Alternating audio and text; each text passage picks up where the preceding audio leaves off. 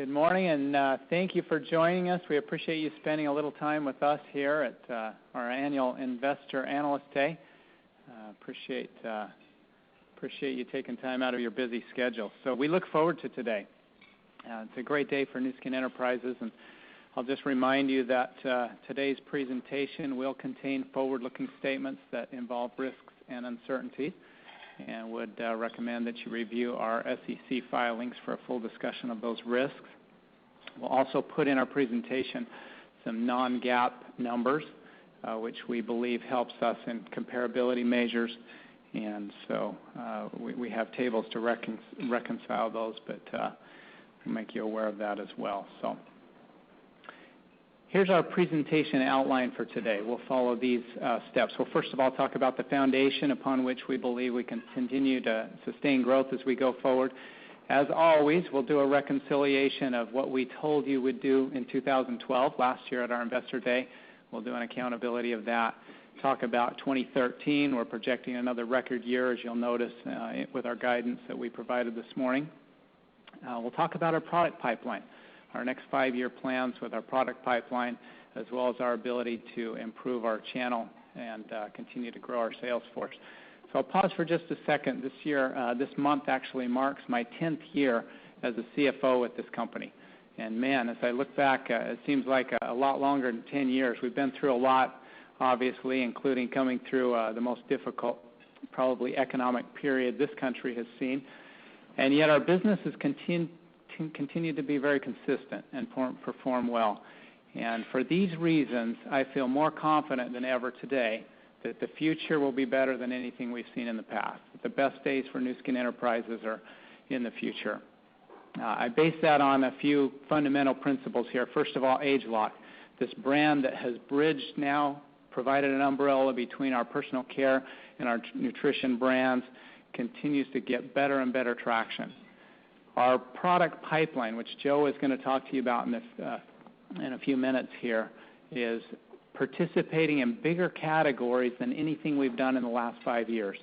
But it's not just the product pipeline, it's the process with which we're using to launch products that are driving these launches to be more and more incremental and more powerful at growing our sales channel. We're seeing growth today in every single region that we operate. We're investing in our channel. We'll see continued channel innovation. We'll have new R&D that we're moving into, new data centers, new expansion in various markets.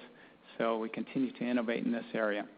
We have a strong balance sheet and strong cash flow, both of which play very well in terms of our ability to create shareholder value, and a management team that's been in place for a number of years, together with an experienced sales force that make a great combination for our ability to grow the business in the future. Let me just highlight a couple of our board members who are here today. Recognize them. We have back at this table Neil Offen, if you can stand, Neil. Appreciate Neil being here. Andy Littman as well. Thanks, Andy, for joining us. We've got two more who I believe will show. I don't see them here, Tom Pisano and Patricia Negron, who will also join us today. And then Steve Lund, who is the chairman of our board and has been one of the founders of the company, seen this company grow from basically zero to where we sit today at around $2.1 billion. We'll turn the mic over to him for a few minutes to give a quick part of his presentation, and then he's actually got to run and catch a plane, so we'll dismiss him once he's done, but great to have him here with us today. We'll turn it over to Steve. Thank you. Thank you very much, and thank you all for taking an interest in our company and being here today. I've been around since the beginning of the company, so we thought I might just take a few minutes and walk you through the history of the company and give you an historical context for what it is that we're about. The company started in 1984, just after I got out of college. I was a young lawyer practicing law, and a friend of mine, one of my college friends, approached me about doing some free legal work in exchange for some worthless stock in his little startup company. He told me the story about having developed a product line around a list a list that had been developed by his sister and her friend who were skincare buffs who were reading through the popular press about interesting, innovative ingredients that were making their way from pharmaceutical science into cosmetic science as these ingredients were appearing on generally regarded as safe lists. And so they would read about these powerful anti-aging humectants and so forth, and then go down to the local department store and look for those ingredients by reading ingredient panels, and were frustrated to find that if they could find any of those ingredients, there might be one in this product and one in that product, but there wasn't anybody that was really trying to incorporate, the latest and most innovative ingredients that were coming onto the marketplace. And at the same time, if they found some of those ingredients, they would find along with them ingredients that they were reading about that were actually bad for the skin. Fragrances and coloring agents, preservative systems that gave the product long shelf life, emollients that might give the product a wonderful glide at that point of purchase tester, that would sell the product, but that actually had properties that evoked high allergic response rates or that were harmful to the skin. And so they ended up with this list of good things and bad things, and approached Blake, who was a recent graduate in business finance, with the notion of building a product line around that list with all of the good stuff and none of the bad stuff. If you created a product like that, they urged we would want to use it, and we're sure other people would want to use it too.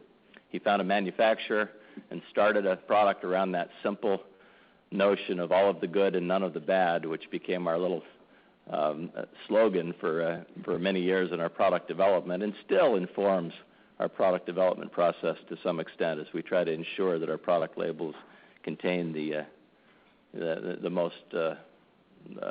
best that science and technology have to offer.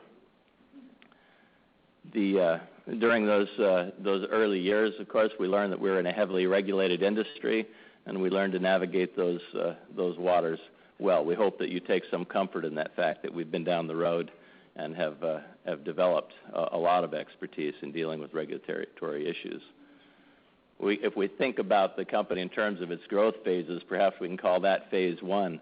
The second phase of the company would be from about 1991 to 1996. This was a period of rapid international expansion that was fueled by an innovation.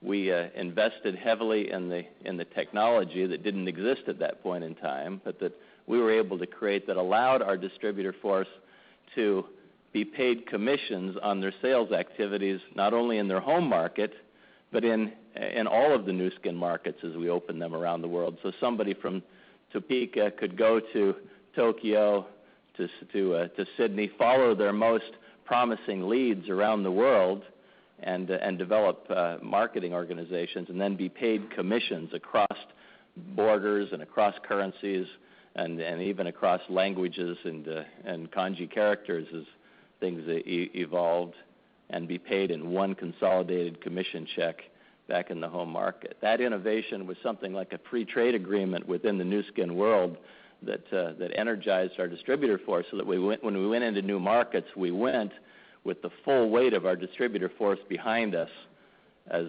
they went in and followed their family and business contacts into those markets. So it allowed us to undertake rapid growth.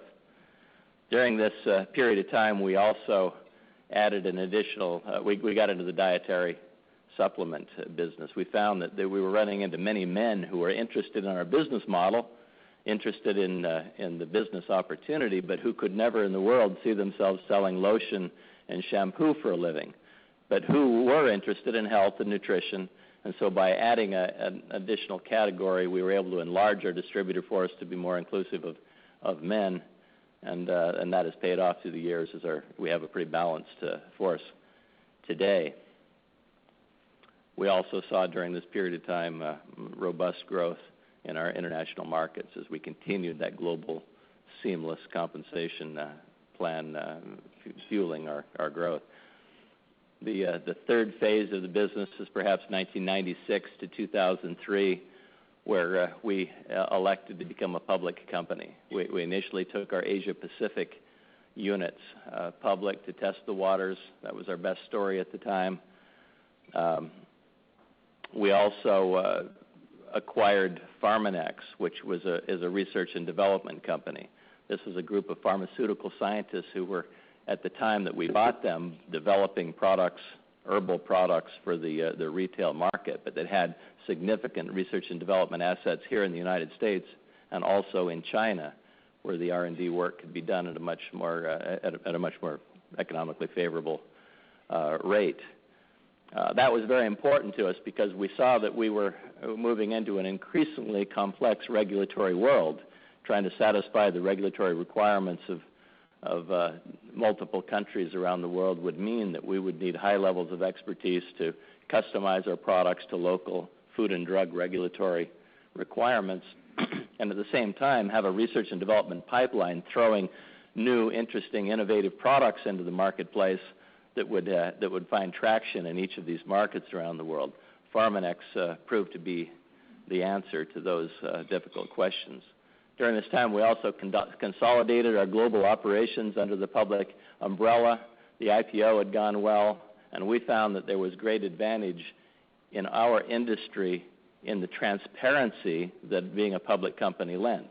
Our distributors no longer had to convince people that this was a reliable company that had staying power if they're going to come in and invest their time and money. You were answering that question for them as analysts and public reporting and so forth, audited financial statements and so forth, answered all those questions. So our whole global operation was then brought under that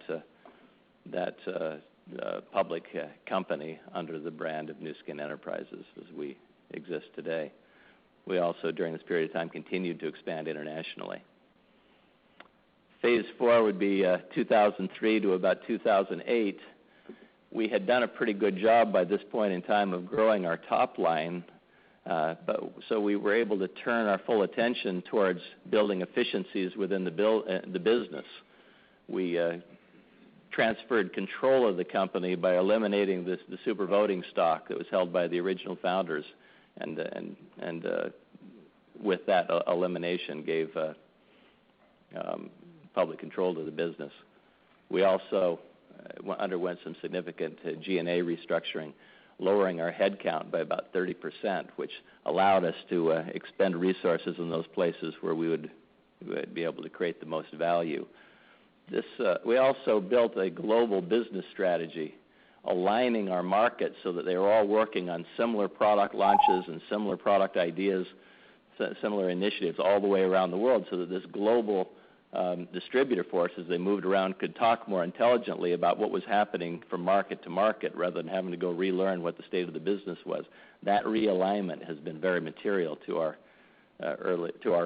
current successes. This is also the period when we first entered China, setting the table for the benefits that we're now seeing and that we'll talk about later in the morning. The Phase 5, our present phase, began perhaps in 2008 when we announced an initiative that we called Nu Skin 2.0.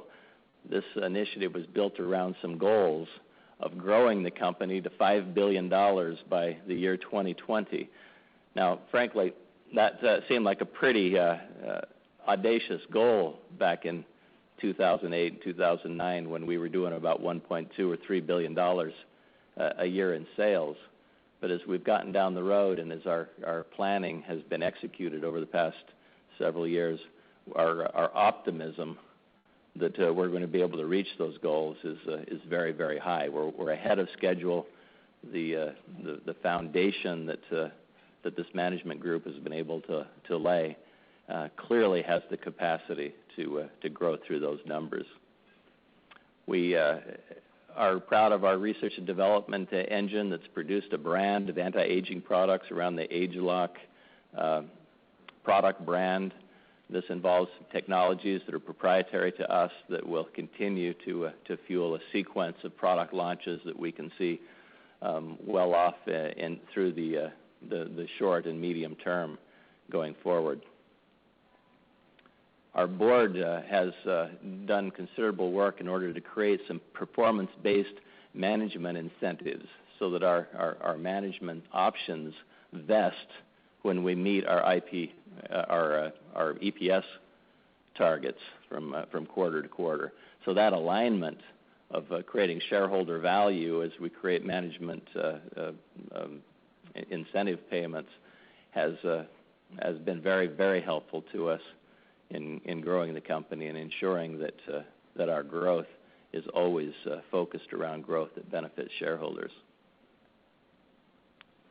And so our 28-year history graph looks something like this, where we've seen strong and consistent revenue growth throughout this period of time. You can see that there are some trends there, some ups and downs. We face those trends like every other business does, but we're proud of this graph because it shows that even when we've seen changing marketplaces that have caused us to lose a little traction from time to time, we've always been able to find responses and re-energize our distributor force around appropriate initiatives that have allowed us to consistently grow revenue. We are a corporate responsible enterprise. We were corporately responsible before it was popular to be that. And that's partly, altruism, but it's largely just a recognition that sales is a very difficult business, and that salespeople have hard days, and that salespeople and all people will sometimes do more for a cause than they're willing to do just for a paycheck. And so by aligning ourselves with causes that are bigger than ourselves and that are very aspirational and that are actually making a material difference in the world, our distributor force and our employees take great pride in being involved in this enterprise, and that pride allows them to push through the difficult sales cycle from time to time and stay engaged because they believe in the good things that we're doing. Some of those things involve great progress in finding remedies for an orphan drug through our relationships an orphan disease, EB, through our relationships at Stanford University. Through our social enterprise activities, we have provided over 280 million meals to children around the world, primarily in Malawi, where a little country of 12 million people suffers with a burden of about 2 million AIDS orphans. And so by focusing the charitable intent and the goodwill of nearly 1 million salespeople and aggregating that goodwill and focusing it on some specific charitable activities, we've been able to make a very material difference in the world. Now, the street is never going to fully appreciate, that's this element of our business, but we can't overestimate or overexpress how important it is to our business. It really is the glue that holds us together, and it's one of the reasons why our retention rates are better than most, and certainly our corporate employee retention rates are very, very attractive. Our management team has been with us for a long time because they believe in what we do, both on our business side and on our force for good side. I think that this management team is arguably the brightest and best in our space. They've been down the road for many years. They're not learning the task on the job, but have had enough experience that their decision making gets better and better as we go along. And so we're proud of this company. We're proud of our management team. With that introduction, Truman, let me turn the time over to you. Truman Hunt is our President and Chief Executive Officer. Thank you very much.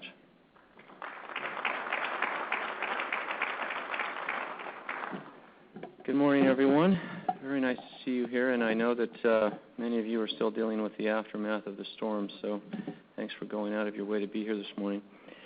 I want to start by giving a little bit of a framework for what it is that we as a management team love about this business. And I'm going to do it in the context of a little psychological framework here to explain how I, and I think all of us who are here today, have really come to be addicted to this business and to our company in particular. So I'm going to refer to what is commonly known as Maslow's hierarchy of needs here and give you a little analogy for what it is that we love about this business and why we think strategically direct selling has a very bright future. At the bottom of Maslow's hierarchy of needs, he talks about physiological needs, just basic human needs that all of us have to have met. And when I think of brands that are associated with those basic human needs, these are the three that come to mind, a Walmart, a General Mills, or an IKEA. As we work up the framework here, we also all have a need of feeling safe and secure. We need to feel a sense of reliability and trust. When I think of brands who are associated with that human need, perhaps Procter & Gamble or Ford come to mind.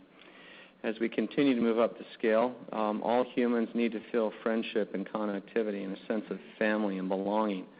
The brands that I would put with that need might include Facebook or Disney or eBay. We all want to feel a sense of pride and a sense of self-esteem and respect and prestige in our activities, so we might put an Apple or a Mercedes. But the highest of all human needs is the need to be engaged in something that enables us to be all that we can be, to make a difference in the world, to have our lives stand for something that's good and not just have our lives stand for something that's as trivial as perhaps the size of our bank account. To me, this is where direct selling lies. The thing that becomes so addictive about this business model is the fact that we have the opportunity to partner with thousands and thousands of incredible human beings all around the world who are working diligently and striving their hardest to become all that they can be. And we as a corporation partner with these good, honest, hardworking men and women who are doing their best to provide for their families and provide them the quality of life that they seek. And that really is what makes this such a different and such a compelling business from a personal standpoint.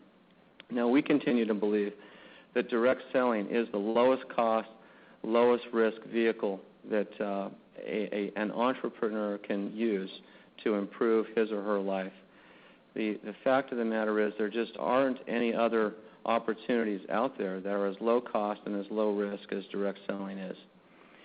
We aren't going to spend a lot of time this morning talking about market trends because every time I pick up the newspaper, I'm reading about trends daily that favor what we do in our channel. I just want to highlight a couple, however. One is that the number of people involved in direct selling continues to grow globally.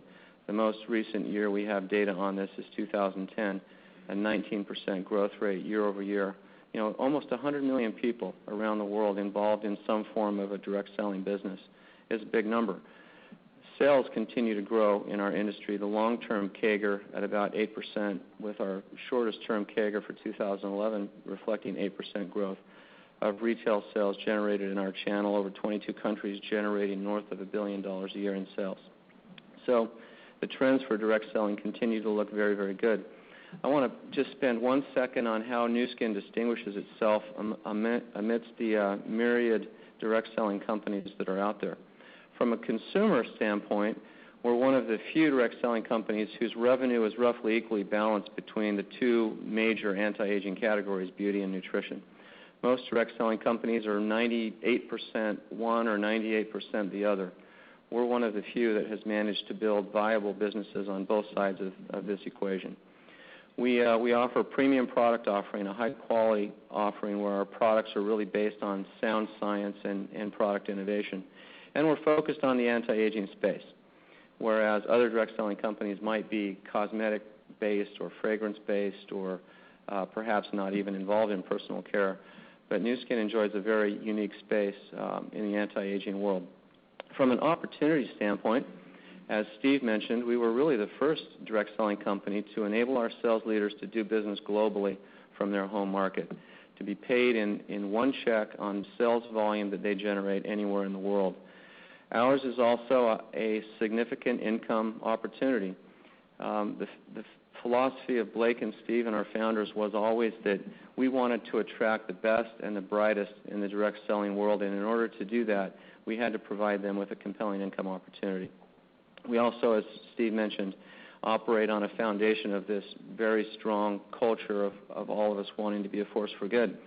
But as I talk with other executives in the direct selling world, what distinguishes Nu Skin from, I think, any other company out there from their perspective is that we have a track record, now a 28-year track record, of continually refreshing the vibrancy of the opportunity that we offer to salespeople. And I really believe that truly is a distinguishing feature of what we do and is largely why we have enjoyed the growth rate that we have over the past decade, is that we're becoming better and better at continually refreshing the appeal of our business opportunity. We'll talk a little bit more about that as time goes by here this morning. So our vision is to become the world's leading direct selling company, not in terms of revenue, but in terms of generating more commissions for our sales force than any other company generates for theirs. We embodied that vision in the acronym Nu Skin 2.0, which requires that we generate $5 billion in sales in order to pay out to our sales leaders $2 billion in commissions. That is our goal. Now we're 3 years into that project, the Nu Skin 2.0 vision, so we want to give you a 3-year update on how we're coming with respect to it.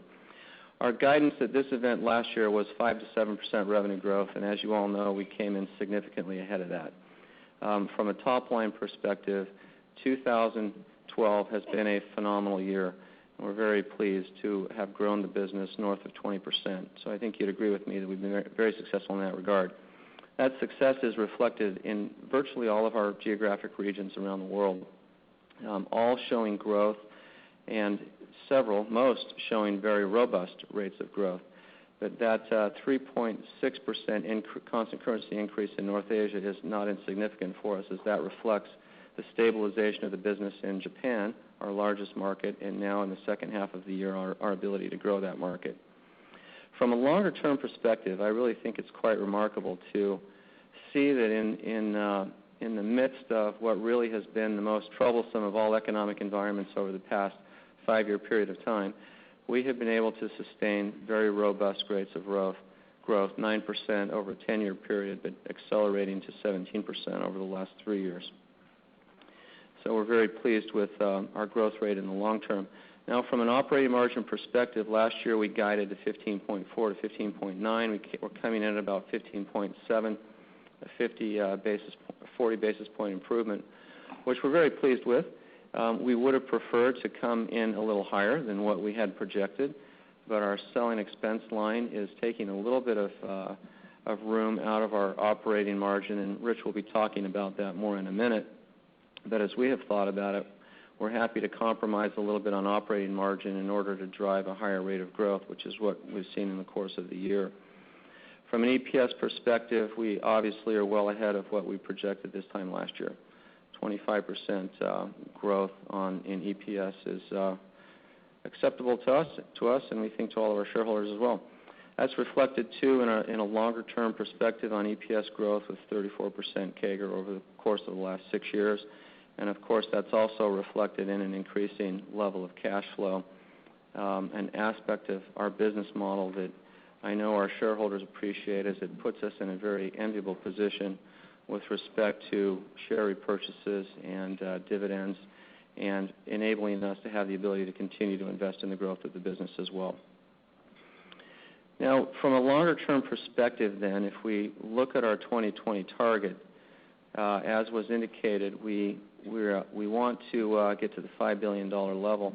The reason why I put this slide up is because you'll see that from a growth rate perspective, we can actually slow our rate of growth in the upcoming 7 years versus what our rate of growth has been in the course of the last 5 years, and still hit our $5 billion target. So we're operating ahead of plan, and as Steve indicated, feel that what was once an aspirational target of $5 billion is no longer just aspirational, it's even realistic. So with respect to 2013, as you have already seen this morning, we have encouraged the market to model about 8 to 10% revenue growth for next year, with a 1 to 2% currency hit on that growth rate. A 10 to 30 basis point improvement in operating margin, which will push us above 16%, and a 10 to 15% EPS growth rate. These are, as has been consistent with our track record over the past many years, conservative growth projections. And, Rich really is a conservative kind of guy when he models our finances, and we appreciate that, and I appreciate that, and I know that you do too. So we'll continue to do what we've done the last several years in 2013. Now, there's 2 ways to grow our business primarily and to sustain growth. One is through continued product innovation, and the other through channel management. I want to invite to the microphone Joe Cheng, who's our Chief Scientist, who's going to walk you through our product pipeline in the upcoming several years.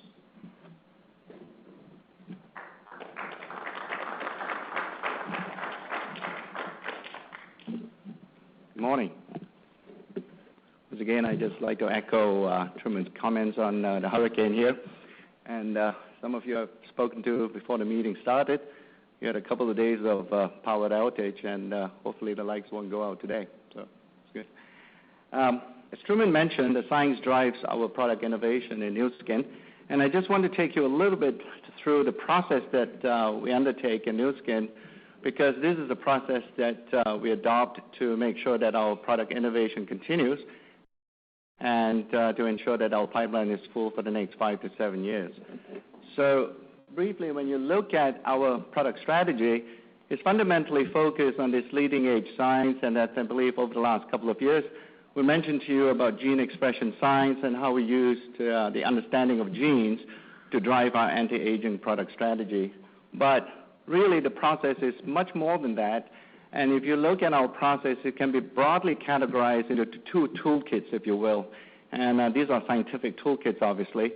The first toolkit is primarily focused on discovery science, and the second toolkit is really on how we use the understanding to then throw it into the developmental toolkit to then craft and make sure that the product emanates or comes out from the other end and is soundly substantiated with scientific evidence and so on for our claims when we launch the product. So when you look at these toolkits then, the first toolkit here that we have regarding discovery science consists of a variety of tools that we have adopted and we have also licensed and created among the R&D scientists we have. And fundamentally, these are tools. And you can imagine it's a very comprehensive toolkit insofar as we use a variety of scientific disciplines to apply these tools to have a much better understanding of the aging process. And as you see on the right there, one of the tools is much related to gene expression science, and this is really to understand how genes affect the aging process. And since genes, the final product, when you sort of somewhat tickle a gene, is the synthesis of a protein, and these are the proteins that drive the aging process, we have found some avenues and some strategies to influence or to at least influence the expression of these genes to make sure that they remain at a youthful state. So most importantly then, the desired outcome of the discovery toolkit is to make sure that we have a big idea in science. And when you have a big idea, then our scientists are able to then work upon and leverage this big idea to see what sort of the next generation of innovative anti-aging products that we can develop over the next few years. And this discovery science toolkit is more than just about supplements. It also can be applied to skincare as well. So it's a broad-based toolkit, and we are rather proud that we have such a toolkit within Nu Skin, because that's the only way we believe that we can innovate. When you're finished with the discovery science, you move into the real business of making a product. After all, we do have to make a product, and we are not staying in an ivory tower. So when we have a much better understanding of the aging process, these discoveries or these big idea insights will allow us to craft a product and to make a product in such a way that we believe that we have a good chance of making sure that it works in the humans. And this is where, importantly, we conduct human clinical studies. In our industry, we believe we are at the leading edge in conducting such clinical studies. And importantly also, we look at the global regulatory environment and see how we can adapt our products to fit those regulatory requirements. So importantly then, this development toolkit has many tools to allow us to achieve that particular outcome, to be able to make a product, to craft a product in such a way that it meets the global regulatory environment. So if you take these toolkits together and combine it, that's what you have. At the end of this particular pipeline, if you will, is the generation or the creation of innovative anti-aging products, both in skincare and also in supplements as well. And those are just two examples, most recent examples of what we have been able to achieve to this particular process, and that is the development of the transformation set a couple of years ago. That would be the first or the second ageLOC skincare product we launched. And at the bottom is the most recent addition to our supplement category, and that's the ageLOC R² product. So you can sort of see that one toolkit feeds into the second toolkit, and they're really very, very powerful for us to innovate and continue to make ageLOC products. So the products are meant to refresh the business opportunity, and you'll hear much more about how we do that when Dan comes up after me to speak about the launch process. It's a very innovative process whereby how these new products are launched in our channel. And I think with our pipeline being full for the next 5 to 7 years, it will be very interesting to see how these products get into the field. And we are committed to support our scientists, and many of you have heard that we are building a new innovation center in Provo, Utah, and this will be completed in the second half of next year. And a part of this innovation center will be housing our team of scientists. And these are scientists that we will be adding resources to them, both in terms of building a state-of-the-art lab and also adding new skills to our discovery science and development toolkits so that they can continue to innovate on the products. This new science that we'll be adding, you'll be hearing a little bit more in a few minutes' time, because there is a press release this morning regarding a recent acquisition of a new biotech company. Also in China, you can see this is a new innovation park. Again, we anticipate that this particular facility will be completed somewhat in the latter half of next year. And again, we'll be housing our China scientists in this facility so that they can combine and leverage all the work that we do in Provo and be able to access the knowledge that we can get from the China scientific team as well. It's been a very powerful and productive combination of two sides of the pond where the scientists bring different sets of skills and different sets of knowledge to product development. You've heard about the acquisition of LifeGen Technologies last year. In fact, we formally announced this acquisition at our October Global Convention in 2011. And we believe very strongly that when we started the research collaboration with these the founding scientists of LifeGen, back in 2009, we started an exclusive research collaboration with these scientists. We didn't know where we go or where we were going with that gene expression science, if you will. We really felt that it was important to understand the genetic basis of aging, and this was one of the best groups in the field. So when we collaborated, we got rather excited because those scientific insights, if you will, led us to the introduction of a ageLOC product that many of you might be aware of, called Vitality. That was the first result, if you will, or outcome from the research collaboration.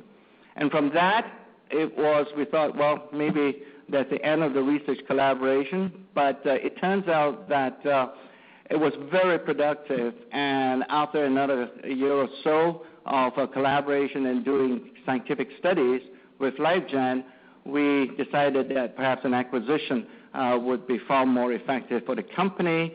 So therefore, in November of 2011, we acquired LifeGen, and we continue to apply this kind of gene expression science to the nutritional supplement category that we have.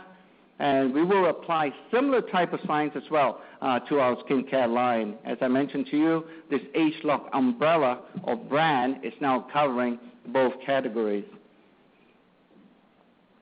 We also have added, and this is what I've been alluding to, the acquisitions of Nox Technologies. And this morning we issued a press release on this particular acquisition. And initially, in fact, again, this was the final outcome, if you will, of the research collaboration that we started back in 2007. And because of this understanding of a scientific molecular target, we call it, this particular enzyme that's called AR-NOX or RNOX. We have been successful in launching, through this particular scientific insight, several skincare products, more specifically on galvanic gels that are used in combination with our spa, and also the transformation skincare system, the anti-aging system that we launched a couple of years ago. Those types of skincare products were much based on what we found with the role of AR-NOX in the aging process. So one thing led to another, and I think, again, this would be a very effective addition to our scientific toolkit, if you will, so that we can continue to use this technology and leverage of it to develop the next generation of products. And since it came out originally from the skin, with this acquisition, we can also apply the science to our supplement. So LifeGen came from the supplement angle, and the RNOX technology came from the skincare angle. And you can see once we have the acquisition complete, we can apply this type of science to either category, depending on where we wish to go in the future. So, again, this baseball analogy, we have used it a couple of years now. We have played 4 innings for all intents and purposes. We've launched during these 4 innings 4 of those products listed there, and the most recent, obviously, is R-Squared, and also the announcement and the launch of another version of the galvanic called the Body Galvanic, which is a tool or an instrument that you can use away from the face and for the rest of the body. So with that completion, we are going into the 5th inning very soon. And we can see, and I think we've been talking and hinting at this particular new product or the new product system, and this would be in the weight management category. And that we anticipate it to be launched in the 4th quarter of next year during our global convention. And as you go down the list, we're going to fill out the 9 innings. We left the extra innings somewhat vague for you. It all depends on where we go with the science. But you can see that I think with the age-lock science, as it becomes more mature, we can apply that type of science to the rest of our product portfolio as well. So lots of exciting and rather interesting products coming out in the future. In October of this year, just to bring you up to speed, we in the United States, we had the launch of the age-lock True Face Essence. This is an example, actually a demonstration of the proof of principle, if you will, of how we can apply age-lock science to a pre-existing product. Many of you are aware that True Face Essence has been one of our best-selling skincare products. And then when we added age-lock science and infused that into a pre-existing product like True Face Essence, we can actually improve its efficacy and also its appeal to all our skincare consumers. So that was just launched in the United States. And we also, somewhat not quite age-lock related, but equally exciting for us, is that for many years now, since 2003, we had this antioxidant instrument that we call the biophotonic scanner. This has been and continues to be the only non-invasive method of measuring antioxidants in the human body. You don't need to take any body fluid to measure antioxidants. All you need to do is to place the palm of your hand on this particular scanner for less than 5 minutes, and you'll be able to get an antioxidant reading. So it's been a fairly effective tool in the field, and it continues to play an important part in our business opportunity. And recently, we believe that we have aggregated sufficient technology now, both on the electronic side and also in terms of the biophysical photomultiplier tool, to call it, to be able to create and develop this much smaller version of the biophotonic scanner. And we are targeting the summer of 2013 for a limited launch of this new generation of biophotonic scanner. It doesn't require a laptop. The current unit does. Here it's going to be wireless. And initially, we'll be able to sort of feed the antioxidant value or the reading into an iPhone or an iPad. So it's much more user-friendly, and we think it will continue to be an interesting feature for all our scanner-centric distributors as well. So, okay, so this is our big gorilla coming out in 2013. Much of our scientists, if not all our scientists, are focused on developing a very comprehensive weight management program to be launched at the Global Convention, as I mentioned. The most important thing is that this particular weight management system incorporates some new gene expression science. We are leveraging, once again, what we have learned in ageLOC to see how we can craft and develop a very healthy and a very scientifically sound weight management system. It clearly is going to help us, obviously, at the end of the day. The science needs to result in a healthy weight loss. But importantly, I believe, too, that this particular system will allow the person to maintain that weight loss over many, many months. We are hoping, and one of the most important objectives we have is to make sure that this system is able to maintain weight loss rather than just to trigger some weight loss and have a rebound after that. So we're working very hard on it. We are going to conduct a very extensive clinical study with this weight management system, and we believe that once it's launched in October of next year or thereabouts, we will have one of the leading-edge weight management systems in the industry. And here's what it's going to look like. It incorporates both supplements together with a very healthy, nutritionally, scientifically proven system. And you can see there are two supplements in the middle. Those are the supplements in a bottle. And the one on the left is really what we call a pixie state. Essentially, it's some powder that you can mix into a drink, and essentially you take that, and over the next 90 days, you continue to take our protein shake, which is shown in a box on the right, and together that whole system will result in some significant healthy weight loss.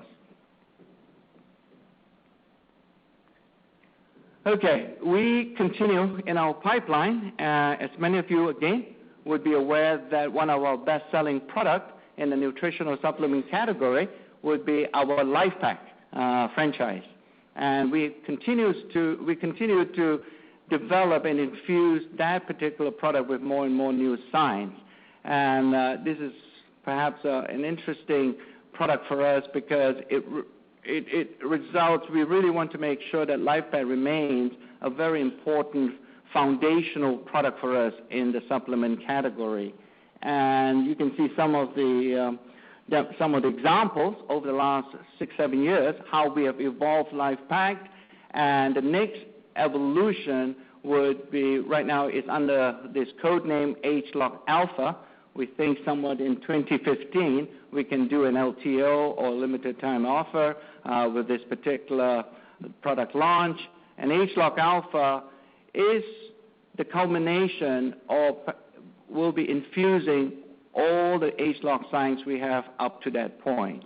We're working very hard using that discovery toolkit, if you will, to get all the insights we can. And we believe that ageLOC Alpha, once again, will be a leading edge, the most advanced anti-aging supplement in the marketplace. So this, we are working on it in the R&D department, and we believe that by 2015 we would have completed our studies and we'll be able to get it into our distributors' hands. And you may notice that we use an acronym, the MOAS, and we pronounce it as MOAS. And again, it might bring a smile to your face because that's an acronym that we use to stand for Mother of All Supplements, but that's an internal acronym. Finally, we have in the baseball analogy, the ninth inning, as we enter and play the last inning in that game, will be our Delta and Kappa projects. This would be the maturation and the demonstration of how our ageLOC science has evolved. and we're looking into 2015, then 2 years later in 2017, and these two projects are very much focused on how we can customize skincare and also customize supplements to each individual. The science will tell us how we can do that. Clearly, we are far ahead in terms of how we can do that in the skincare category, and we still have lots to learn on the nutrition side, but the skincare, we think by 2015, we will be able to develop a system in such a way that those products are particularly and specifically targeted for each individual. So that would be our Delta project, and then following on the Kappa project will be a personalized nutritional regimen. So these are all targeted for 2015 and 2017 respectively. So that's our pipeline, and I hope you have an idea of how we have been able to fill our pipeline all the way to 2017.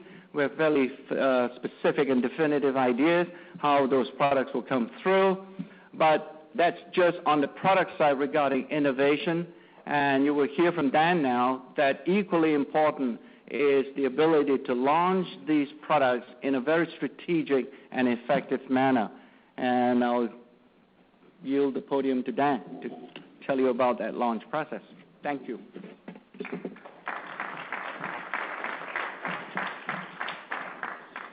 Good morning. As Joe mentioned, I want to talk about our channel management process and really focus on three specific things.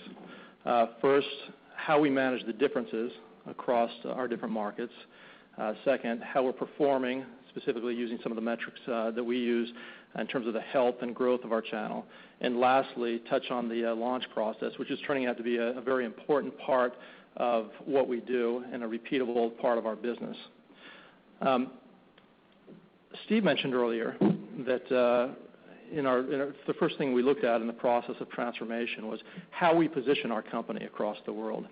We were at a point when we were starting to see a lot of differences crop up based on where we were in the world. And we did a lot of research asking ourselves the question, should we be different in each of our countries, or should we present ourselves as a single strategic positioning philosophy and culture around the world? And what we found as we did the research, spoke with our leaders, and looked at the various advantages of one versus another, is that a one company philosophy or an operating philosophy that was common across all of our markets is what would work the best. So if you go to our meetings in the United States or in Europe or in North Asia or Greater China, what you'll find is that we as a company present ourselves in a very similar way. Our strategy is consistent in terms of our products and what we launch, what our consumer base uses, and the values and culture that we espouse in one country are very consistent across across all of our markets. What we do is that we create operations that conform to the local regulatory and socioeconomic conditions of specific markets. And I'll touch a little bit more on that later and tell you exactly how we do it and how we manage those differences and how we've made that one of our core competencies. But before I do that, let me just touch on our management team. We are set up to we have 5 regions across the world with 5 regional presidents. You'll notice a couple of things. First of all, one is that they have all been with us for quite some time, 15 plus years. Each of them are native to the regions that they manage. And if you look deeper into their backgrounds, each of them have also been in various Nu Skin positions over the years. Many of them have opened up some of our markets, have worked in other regions of the world. Each of them has a deep understanding of the specific geographies that they manage and how to work with the specific regulatory government agencies, and then have a deep understanding of how to manage our channel and our business in their various markets. You'll also notice that each of them is native to the region that they manage. Core to what they do along with managing the operations is partnering with our leadership. We're a sales channel that spans 53 markets globally. what we do and what we consider one of our core competencies is the way we partner with our 48,000 sales leaders across the world. This is how we measure our growth. This is how we measure our success, our ability to partner and align with those individuals. At a very fundamental level, there are really two roles that are present in every one of our markets. One of them is a consumer role, very similar to what you see in the consumer products industry. Consumers buy and use our products. If they buy them and use them and like them, they buy them again. If they're dissatisfied, they stop buying them. When I moved to Utah, I moved in and a neighbor kind of heard I worked for Nu Skin, and he told me that he'd been using one single product for the last 15 years, a skin enhancer, and talked about how much he loved it. It had nothing to do with the business side, simply a consumer. We have a lot of those around the world. Sales leaders, part of those 48,000 that we talked about, buy, use, and resell our products. So they act as consumers as well, but they also find new consumers through the process of talking about their experience with the product and also the process of talking about the business. They also perform a fundamental role of training and developing new sales leaders, and this is a critical aspect of what we ask them to do and something that we're continually focusing on to get better at. So I talked about these commonalities. As I mentioned earlier, one of our core competencies is also managing the differences that occur across the world. So if you think of these two common roles of consumers and sales leaders and look around the world, if you look at our product and pricing, there are variations according to local market needs. In fact, Joe caught up here and was talking about Nu Skin and Pharmanex. We don't typically talk about some of our other brands, but to meet some of the socioeconomic needs in some of our markets, we introduce lower price brands. One of those is Sion, which is pervasive in Southeast Asia and Greater China. Actually, the number 2 unit selling product in Greater China is a Sion toothpaste, or actually in mainland China is a Sion toothpaste. So that's an example of how we vary our product offering to offer that specific product to a specific niche or segment. Our product format and registration. In Europe, we don't sell LifePak as one product. We sell it as a Life Essential Products and an antioxidant product because of the regulatory environment. Again, an example of adjusting. Our product claims and our branding conform to the local regulatory environments. We talk about our billion-dollar-plus brand of ageLOC. Well, in our largest market, Japan, that brand is actually Genlock because ageLOC is perceived as a claim there. So, again, another example of adjusting. Physical infrastructure changes, sometimes dependent on our need to create a distribution system in a market where there's less development, sometimes based on the regulatory environment. We, for example, have retail stores in mainland China that are focused on enabling our model there. Compensation structure and payout. Now, this is one that's been getting a lot of play and discussion over the last several months. We manage this effectively around the world. In Korea, we have a 35% commission cap that we manage to. In China, we use our employee and contract service model to compensate our sales leaders in a way that's consistent with the regulations in mainland China.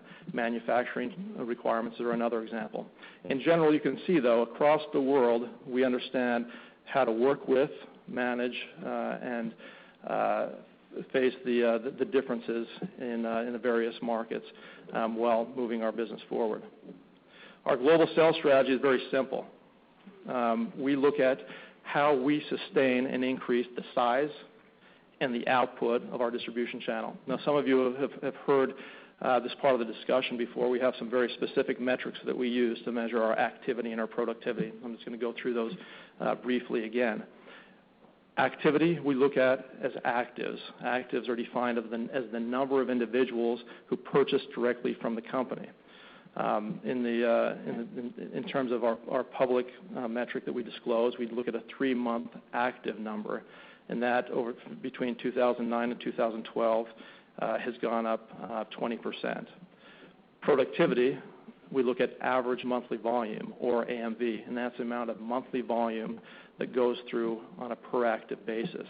and that's also up 30%. A great example of how we look at AMV, or how AMV increases by 30% in a market is what we have seen in Southeast Asia when we launched the R-Square product this last year. In Southeast Asia, one of our countries, Malaysia, has a very robust weight management system. They sell a 3-month weight management system for roughly $1,000. Our leaders very quickly realized the complementary nature of R-Squared, which is about a $100 product, and through the LTO process, they incorporated that into their weight management system. So effectively taking what was a $1,000 3-month program and making it a $1,300 weight management program. Therefore, the 30% increase in the average monthly volume that was moving through those sales leaders. If you look at our product innovation that Joe is talking about, you can see over the years we've become more and more effective at leveraging our product innovation within our channel to drive these very specific metrics: channel growth in actives by expanding the offering of our products and by attracting new consumers and sales leaders, increasing our productivity, or AMV, using the example that I just talked about. And what we're seeing as a result of that is that our new product innovations are becoming far more incremental than they used to be.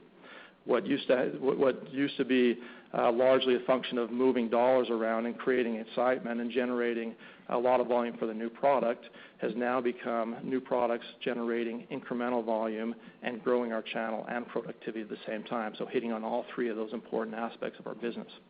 We look at this in 2-year launch cycles, and you'll see this being very consistent as you look both in our future plans and as you look at what we've done in this past year. These curves that you see represent the trial, the excitement, the pipeline fill, if you will, of each new product that we launched. In 2007 to 2009, we were focused on the ageLOC, or the Galvanic Spa, which later became the ageLOC Galvanic Spa, and that generated the excitement. In 2009 to 2011, we launched our first ageLOC skincare branded product that was completely new, which was our transformation system that Joe talked about. If you see that curve growing on the last one, think of that as a new baseline volume, a new base of consumers who are using that previous product, and the next curve adding on to that baseline volume as the excitement is generated around the new product. 2011, we launched our R-Squared product in the ageLOC Body Galvanic Spa, creating the same dynamic. And as you look to the future, Joe talked about our new weight management system, Gamma, which will launch in 2013. As you go out the future years, the same thing happens, each building on the previously higher baseline volume, creating that channel growth. There's more that goes into it than just launching the products, however, and Joe and Truman and Steve have all alluded to this. We are a leadership company, and how we work with our global sales leaders is critical to our success. I came from the consumer products industry prior to coming here, and the process, even though the words change a little bit, is very similar. If you look at our 3 steps: product selling, channel fill, channel growth, if you think about Procter & Gamble or General Mills, when they develop a new product and do the research, put together the advertising plan, they go out to their customers, start to work with them, gain distribution access to the Walmarts, the Kmarts, the foods, the grocery trade, and then get their shelf space, launch the product, and create demand for those products and create a new business. For us, it's very similar. We are in the process, in this first sell-in process for our Gamma product, which means we're working with our sales leaders around the world right now, talking to them about a product that's going to be launching roughly 1 year from now. We start with a select group of leaders, but by the time we come to the point of launching the product next October, 100% of our top sales leaders understand what the product is, what the pricing structure is, what the promotion program is behind it, and they have worked deep into their sales organizations to prepare their organizations to create the demand for this product, which is what happens when the LTO starts. You see that very quick, big spike that is a channel fill. Essentially, our sales leaders bring in for their consumer bases and for the consumers that prepared for this a lot of product to fill the pipeline related to the demand. As we go on and eventually launch over this 2-year cycle and sometimes running into the third year, as we launch the product, then you see the channel growth, creating that new baseline effect as our channel grows and the output increases. So we showed this last year. It's our phase 1, phase 2, phase 3. Each of the phases in between has us focusing our leaders on the next launch and building that baseline volume. If you go back and look at how we model this for the future and how we're getting better at executing this process, you have to go back to 2009, the first time that we did it. And we, in a way, tested it and found out, in some ways the hard way, just what this strategy was capable of doing. In 2009, we had our 25th year anniversary. Prior to that, our biggest product launch had been a $5 million launch. So at convention, when we launched the ageLOC Transformation, we exceeded that by 3 times, which basically meant that we were out of stock within the first half an hour of our launch. And as we look back on it, only about 5% of our global sales and consumer force had actually purchased the product. So as we look forward to 2010, we saw that increase in a very natural way, each of the markets executing a little bit differently. But really our focus was on 2011, R-squared and body galvanic. We started early with that sell-in process with our leaders, set goals, aligned behind our strategy, and created a product inventory capable of being much more significantly than what we had done 2 years before. We also made our products available in regional centers around the world so they wouldn't have to travel all the way to the United States to the convention to purchase those. And I think you know what happened. We exceeded our 17 million by a significant amount. We doubled basically from the previous 2 years the participation of our active base in purchasing the product and had a product launch of $107 million. 2012 now has been the regional LTO or regional rollout, and we've seen that number year to date increase. So this number does not include our fourth quarter LTOs, which happened in Korea, Japan, and Europe. But so far this year, those regional LTO rollouts have achieved $220 million. So you see the trend in about 13% active trial. So as we model forward to 2013, we're anticipating with our Gamma launch that will be much greater, around conservatively a $300 million launch with 15% participation.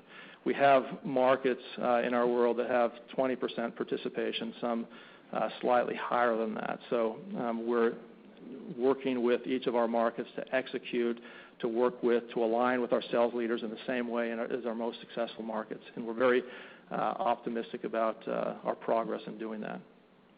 So if you take those same 3 years or 4 years that we were looking at and project onto that on an annual basis, what those two growth metrics look like, channel growth and channel output, you can see a very consistent growth in the size of our distribution channel from 2009 to 2012, and a very consistent growth in our channel output or average monthly volume during those same years, generating the results that Truman touched on earlier.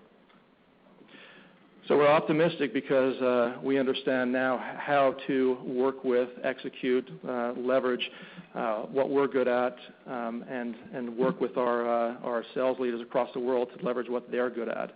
We have here through 2017 a very consistent plan on how we will execute these product innovations, starting in 2013 with the continued rollout in the global Gamma LTO, and then carrying on, as Joe shared with you, moving our product innovations into our pipeline and executing the business in our 53 markets across the world. So our launch process is driving the activity that's healthy for growth and driving it in a way that's sustainable. And we're seeing it have the additional effect of improving the productivity of our sales force. And by leveraging our collective understanding of how to do this around the world, our markets collectively are working more effectively at leveraging our new product innovation. So with that, I'll turn the time back over to Truman. Thank you.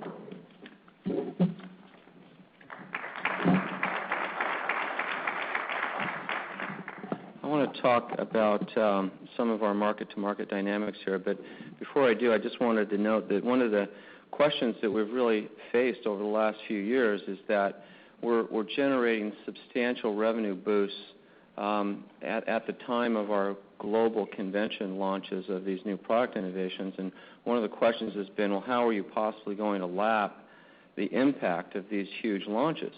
Well, what we're finding is as we then take a global launch and infuse it into these regional launches, regional LTOs, the revenue punch we're getting out of the regional LTOs is actually exceeding the revenue increase we're getting out of the global launches.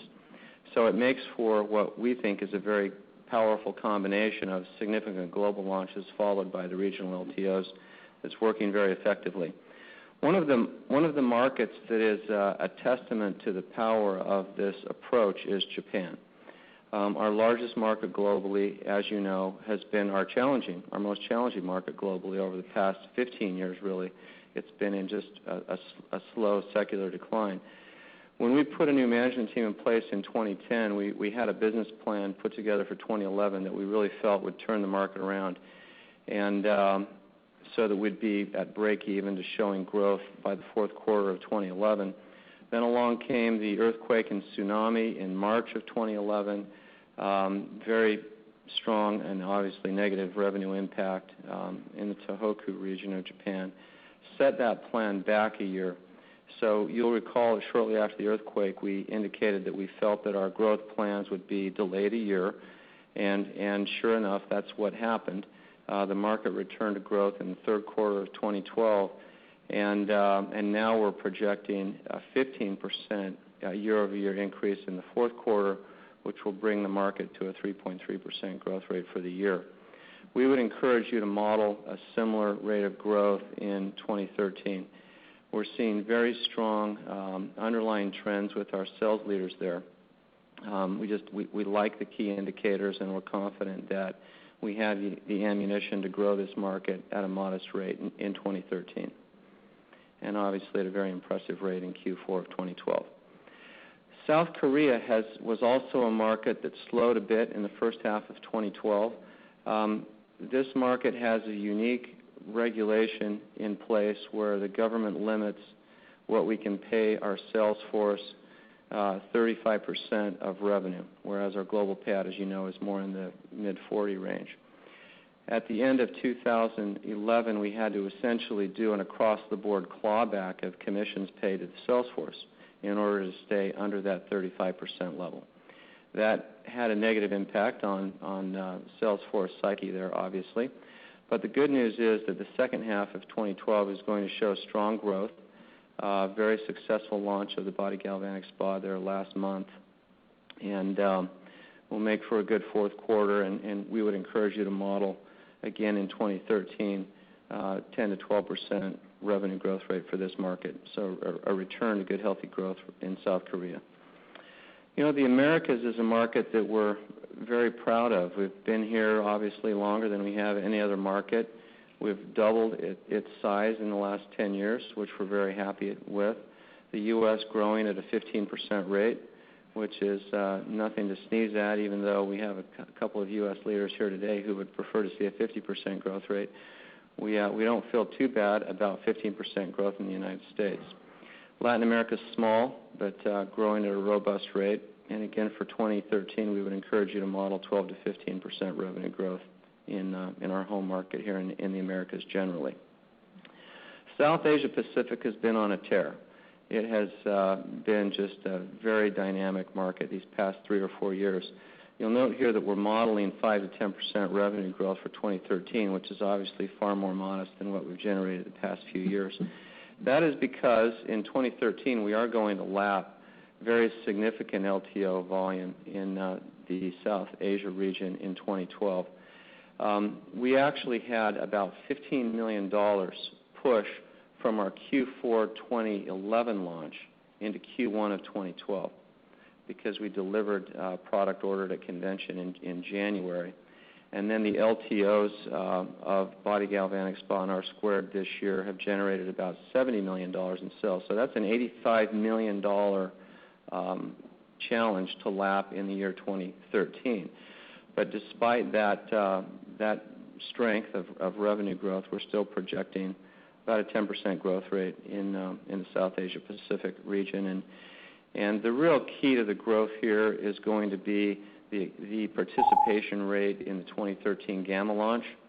You'll note that in Dan's model, where he showed a $300 million pop out of the weight management launch in the second half of 2013, he's also projecting about a 15% participation rate by active distributors globally. If we get a deeper penetration rate than that, then particularly in this region, that 5 to 10% growth is going to be significantly larger. Europe, the Middle East, Africa has also been a stellar market for us over the past 10 years, 20% CAGR, very strong local currency growth in 2010. The market benefiting from LTOs of both Body Galvanic Spa and R² in 2012. And we'll continue to see very strong double-digit growth throughout the European region. We're projecting, again, modeling 12 to 15%. Greater China is obviously a market of great interest. Our growth in mainland China has clearly been very robust, and we continue to feel like Greater China can be a very successful high growth rate market for us. We're modeling, encouraging you to model 15 to 18% revenue growth in 2013.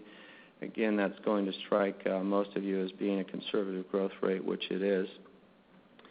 The real key here to the region is the mainland China market, where we have a very long operating history. We started our exploration of this market in 1998, so we're really 15 years into our development of the market. We're growing very strong distribution channels.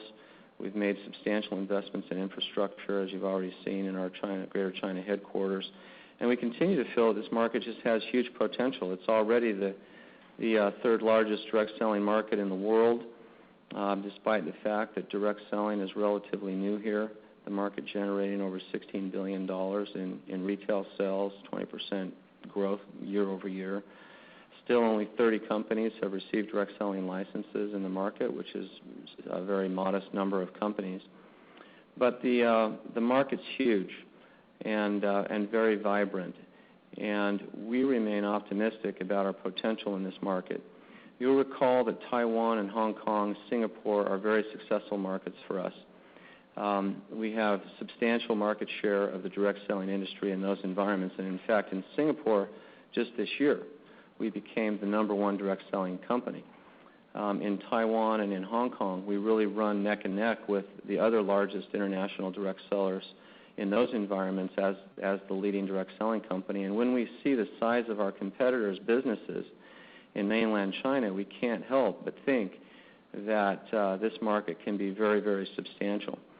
So I want to invite Dan back up, who's going to run through our operating plan here over the next 5 years. As we published about 6 weeks ago, a development plan for the market that shows how we intend to grow in terms of infrastructure, diversify our channels of distribution, and continue to build the direct selling side of our business. So Dan, come up and walk us through that.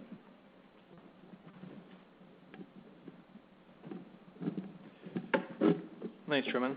As Truman pointed out, we have a long history in China, over 14 years, that started in 1998 when we acquired Pharmanex, and at the same time acquired a couple of smaller direct selling companies as we prepared to enter that market.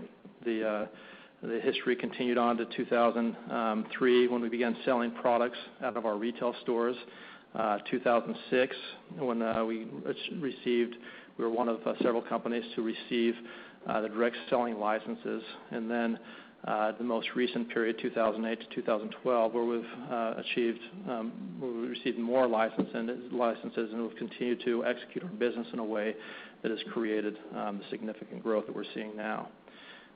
Very similar to the discussion about the regional presidents, we have a very seasoned, if not even more seasoned. I think the average for our regional presidents was 17 years. Our average for our Greater China management team is 20-plus years. Again, many of these individuals working across several of our markets.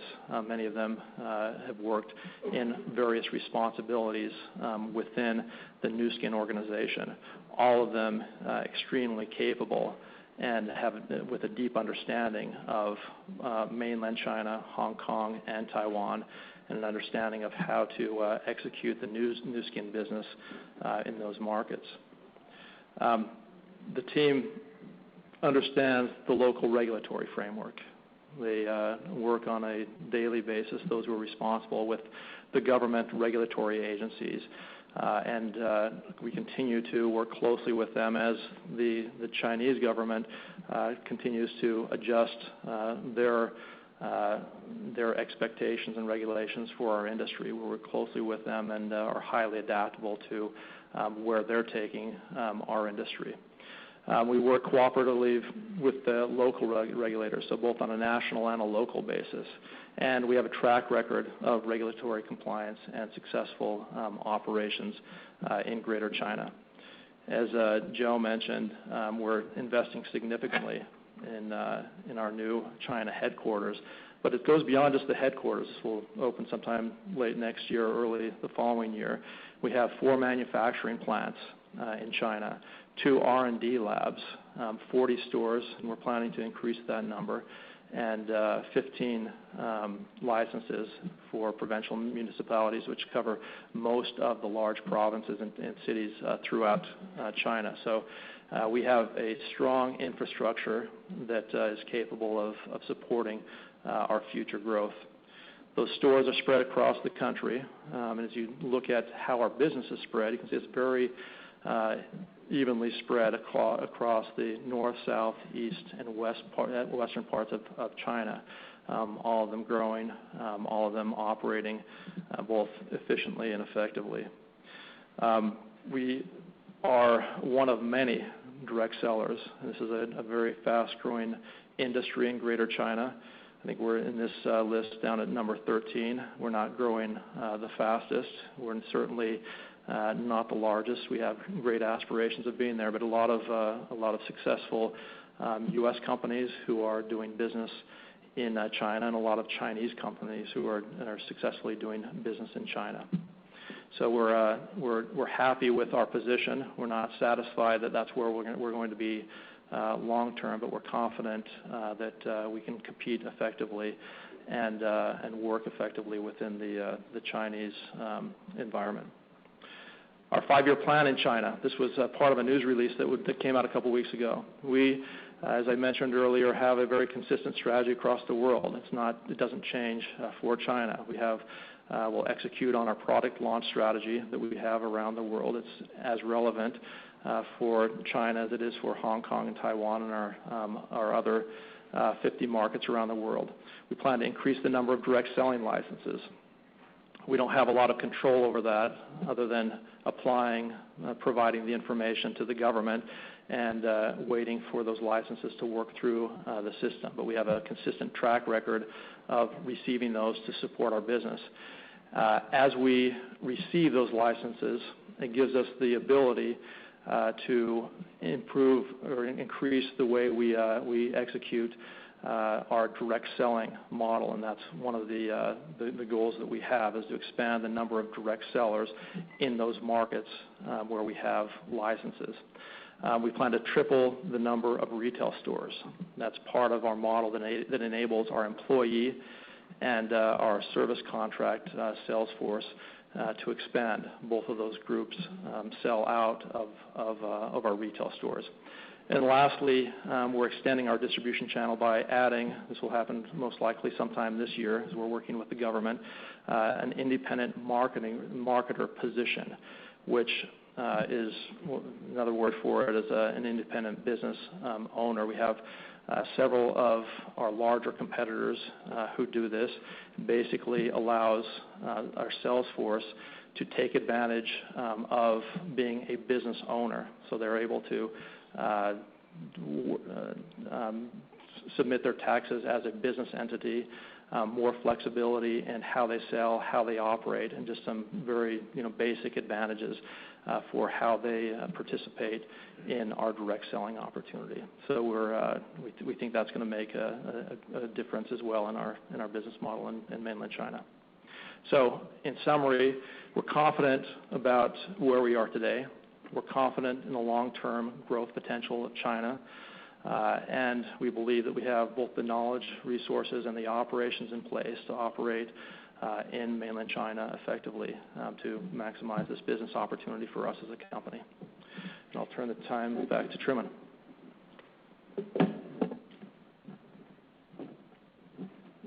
Okay, we feel that the 53 markets we're currently in give us the geographic strength we need to be able to reach our $5 billion vision.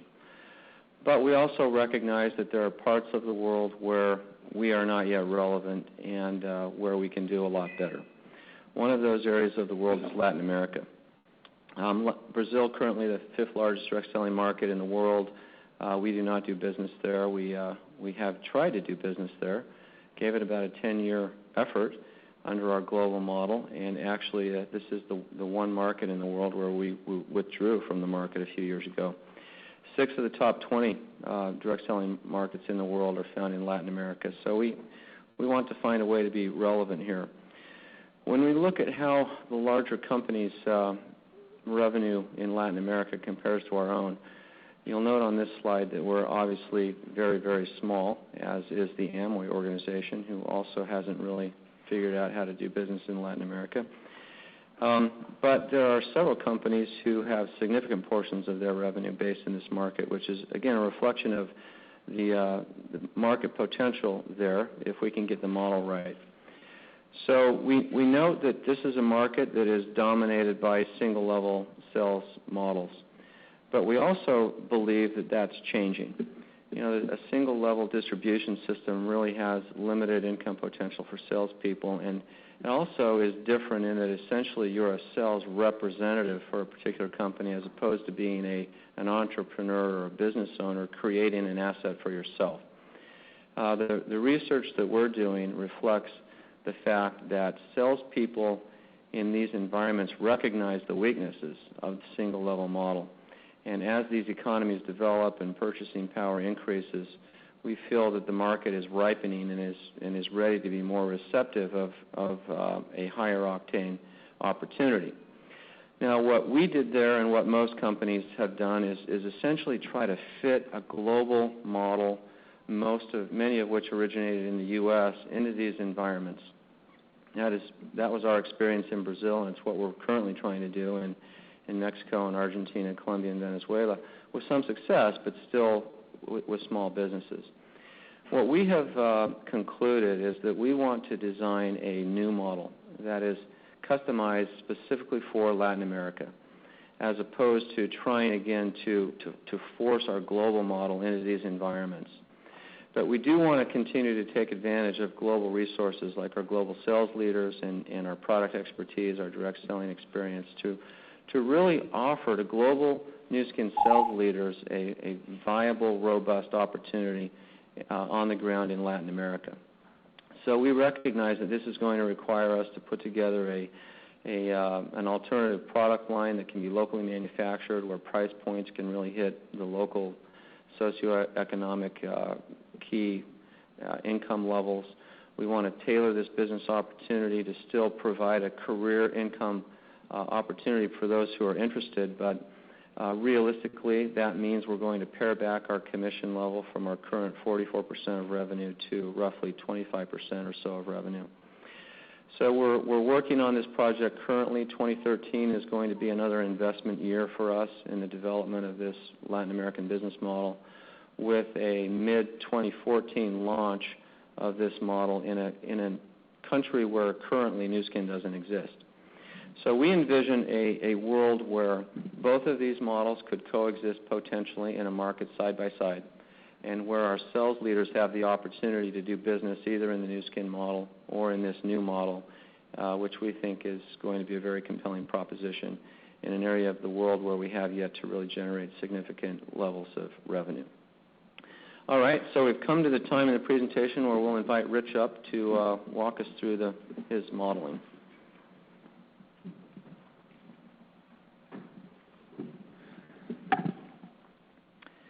We certainly engage the same analytics and process and people, so forth, in providing this guidance that we have every year for the last many years. So our guidance would be consistent in terms of the way we think about the business as we've done it in the past.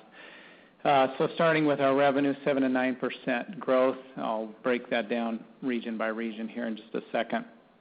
Improvements in our operating margin of 10 to 30 basis points. Again, we expect this year to end in the 15.7 to 15.8% range, so on 10 to 30 basis point increase on that next year. EPS, therefore, 10 to 15% growth of around $3.70 to $3.85. From a region-to-region standpoint, Truman mentioned that we'll guide Japan to a 1 to 3% growth rate.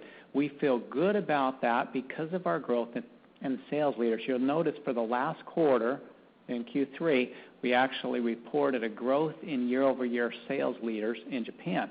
We see that continuing here as we come into the fourth quarter with a very strong launch. That gives us confidence in believing that the business will continue to be strong going into next year, and we're guiding Korea at about a 10 to 12% growth rate. Jumping to Greater China, again, we're comparing against launch volume, LTO volume that was significant in 2012. Now, we very well may exceed the guidance we've given for our LTO next year, but that's the area where I'm being conservative. Likewise, is exactly what we said last year. We're guiding conservative in what we have in our launch volume. We understand the direction of the business. We understand the growth in our sales leaders, but when it comes to the LTO volume, we try and build conservatism into what that is expected to be. So 15 to 18% growth in Greater China next year. America's 12 to 15%. Again, we see the business solid and performing well in this region. South Asia Pacific, Truman already spoke about, and then EMEA, again, 12 to 15% growth. So this we expect to be a very strong year. It accounts to 8 to 10% local currency growth. That's on top, I'd remind you, of a 23% local currency growth rate this year, and continuing to see the business very, very healthy, even in a conservative look at what we forecast our launch revenue to be next year. We have modeled a 1 to 2% currency headwind. I'll walk you through that in just a second. From a quarter-to-quarter basis, recognize two things that are important in your modeling for next year. Number one, in the second quarter of 2012, we had about $160 million of LTO volume in Greater China and Southeast Asia. Next year will be the actual rollout of these products in that quarter, but we don't expect the same bump with a rollout as we do with an LTO. So we don't anticipate that same bump. So our revenue will likely be down somewhere around 10% to 12% in the second quarter. In the back half of the year, when we launch the Gamma, the weight management product, the revenue will likely be up somewhere around 18 to 20% as we compare against smaller launches in the back half of the year. We haven't modeled out exactly quarter to quarter. Greater China will most likely LTO the weight management product in September in advance of our global convention, which is in October. Southeast Asia will either be September or October, depending on the timing of registration completion in those markets. It might be September, might be October. And then the rest of the markets, EMEA, Americas, North Asia, will all be in the fourth quarter that they launch the Gamma product next year. From a currency standpoint, 40% of our currency is essentially tied to the U.S. dollar. So no fluctuation in those numbers for the most part. I throw the Chinese renminbi there. Doesn't fluctuate a lot. 28% is in this basket of essentially Southeast Asia and Korea currencies. We've modeled the Korean won at about 11.50. Next year, it's currently trading this morning at around 10.85, so there's some cushion in that one. The Japanese yen is bouncing all around the 80 range right now, slightly above 80 this morning. We've modeled the Japanese yen at about 80 for next year, and about 22% of our revenue we expect to come through Japan. And then finally, the euro accounts for approximately 10% of our revenue. We modeled that at about a 0.8 range. So if you factor this in with our growth rate, that's essentially our revenue model. We do this each year. We know it's going to be wrong. We're not exactly sure where, but we've got cushion in there so that as things move around, we're very confident and we'll sleep well knowing that we put out numbers that we're pretty confident that we can execute against for next year. And we think there's some upside, obviously, as we go throughout the year. We plan to continue to increase our operating margin. I've talked to you about these phases that we've gone through. From when we started our restructuring back in 2006, it was all about cut overhead. 2006 to 2008 was reduce, reduce, reduce. 2008 through 2011 was about leverage our overhead growth and hold that overhead structure at about the same level.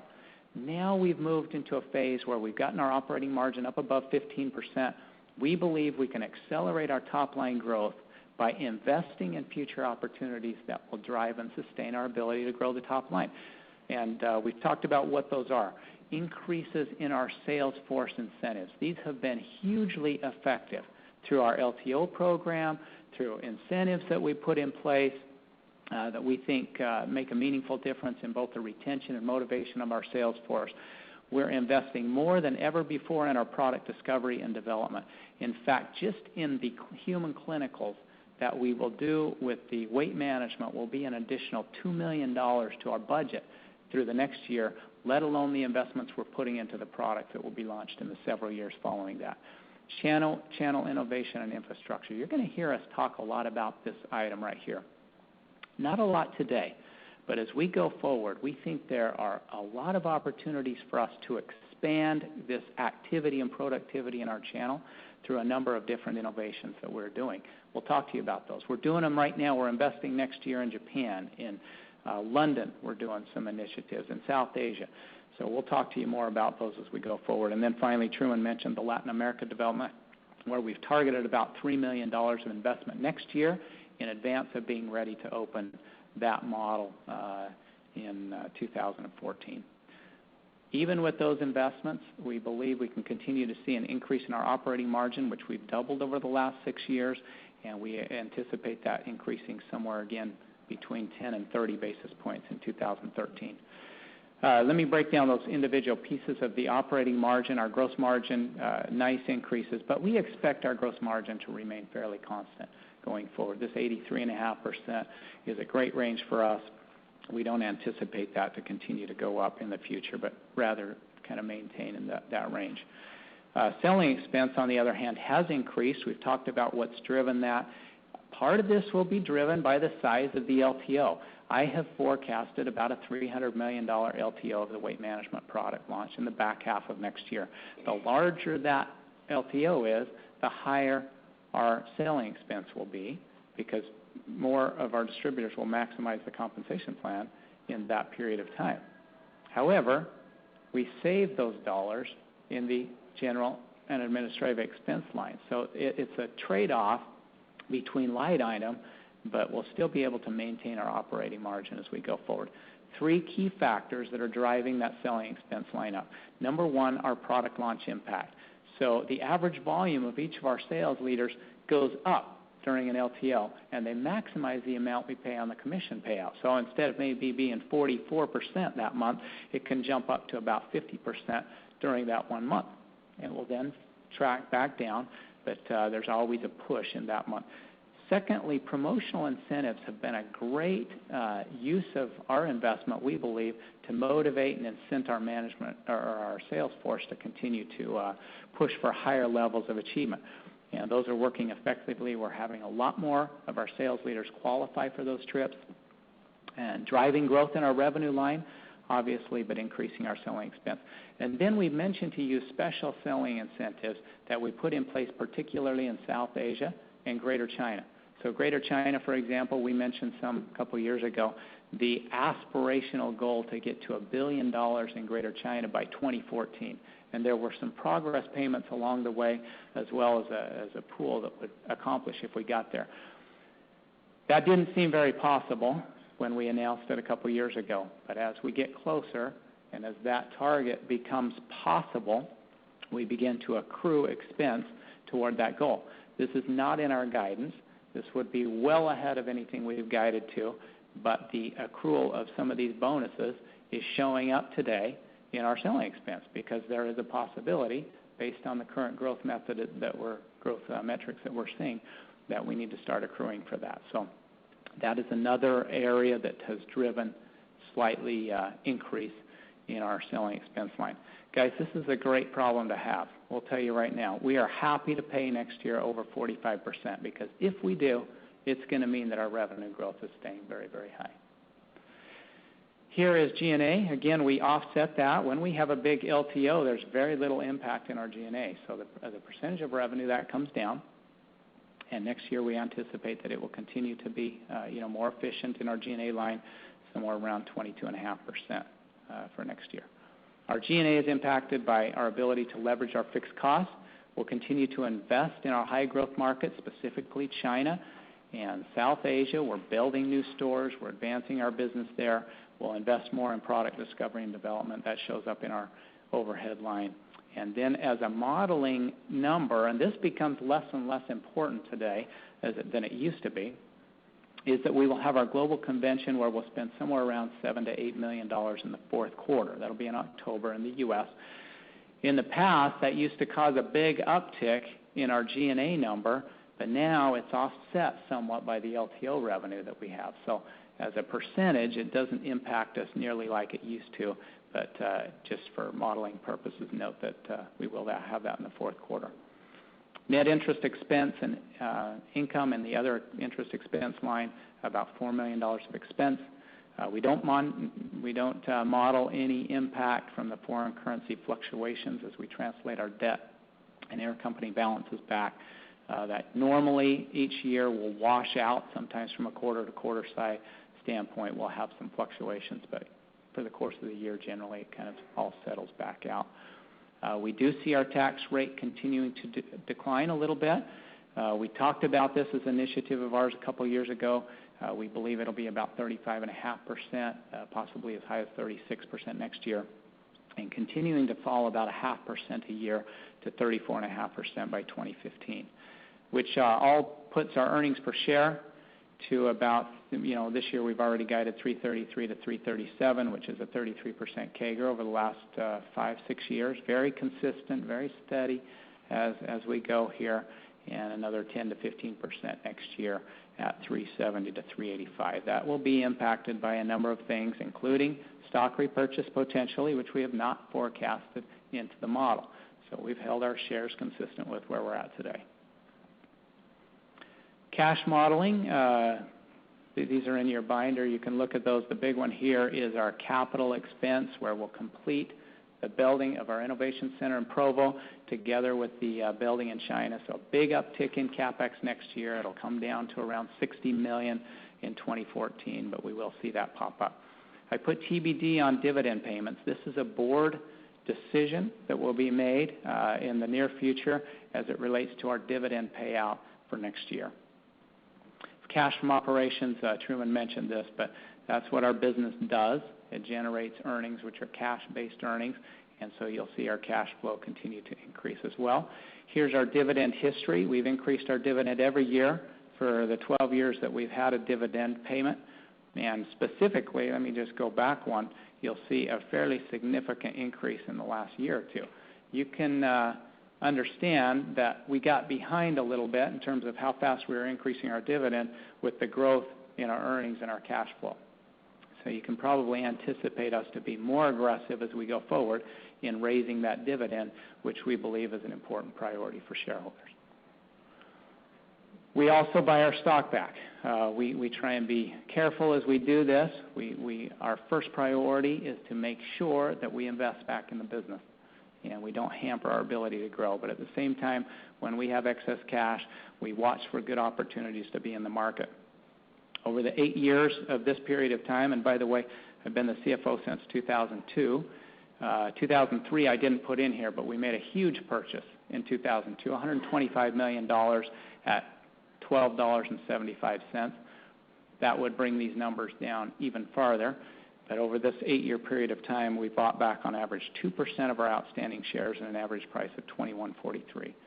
In the current year, up through Q3, we had bought $180 million, 4.1 million shares, a 7% reduction in our outstanding share count with excess cash. And we continue to have a very strong balance sheet. So cash on the books and very strong cash flow, which puts us in a position to continue to generate shareholder value if we feel like that's the right use of cash. One final point here. We have a very aligned management team as it relates to our incentives tied with shareholder incentives. We've talked about this. I think it's important that we highlight because it is a key factor in how we think about growing the business as well. Our board of directors has authorized performance-based management incentives tied to EPS growth. The first of these incentives was implemented back when we went through transformation as a real incentive to make the hard decisions in reducing headcount and so forth to drive a doubling plus of our EPS. So at the time, we were on a trailing 12-month basis at about 75 cents per share. The board authorized some performance-based options which would vest if we reach $2 per share within a 5-year period of time, so by the end of 2012. And you'll notice what happened at the point of time that we completed our transformation and put this in place. Very strong growth. We achieved that in 3 years by the end of 2010. And at that time, initiated the second performance-based management incentive, which, by the way, expanded to a group of a little over 100 of our management. This first one was about 25 of our managers.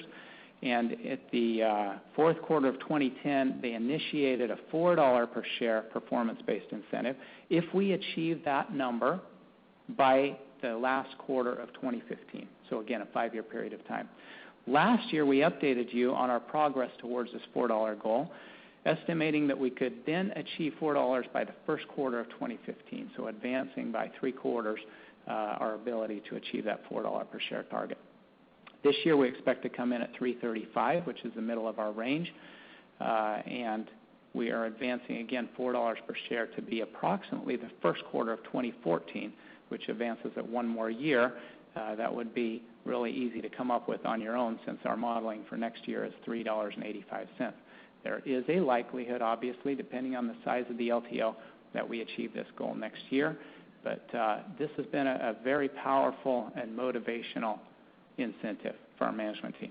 It is so easy to do budgeting nowadays because every single operational unit has a budget which ties to the $4 per share. We would anticipate, as we go forward, we've got a couple of board of directors here, so I'm dropping a hint. They've already talked about this, that there would be a follow-on incentive that would probably go from $4 to $8 per share, initiated about the time that we accomplish this one.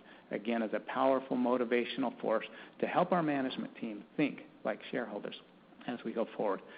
I'll finish on the slide I started with. Never before has there been a time where I feel more confident that we can sustain growth in our business because of our ageLOC brand, our product pipeline that Joe walked you through, our launch process that is getting more and more effectiveness out of each launch of the product that we do.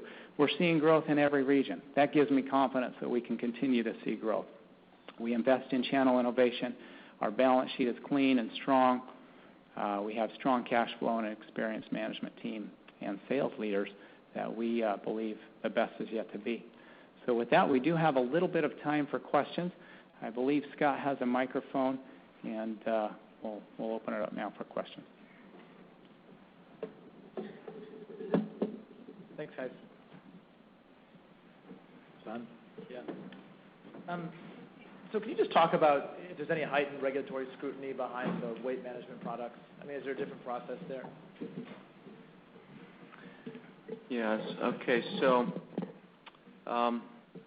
one thing to keep in mind is that the regulatory framework for cosmetics and for dietary supplements is different in virtually every country, but particularly in the United States.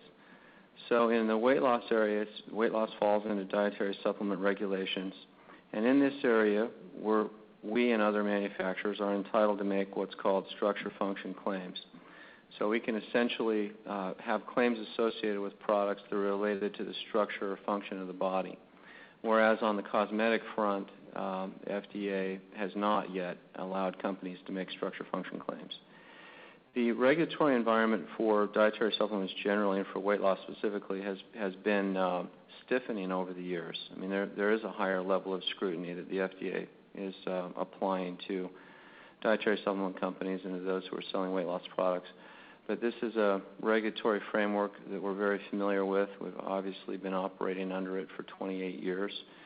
And we're confident that we can put claims out that are appropriate associated with our weight loss system. Another thing to remember is that there's a difference between describing the science that we apply in the product discovery and development process and claims associated with or tied directly to weight-specific products. So the process that we use in the development, in the product development process, we will often talk about the scientific rigor that we're applying in various ways. The description of that process is not necessarily tied to a product claim. So we're very, very careful about what we put on our labels in our marketing materials with respect to product claims.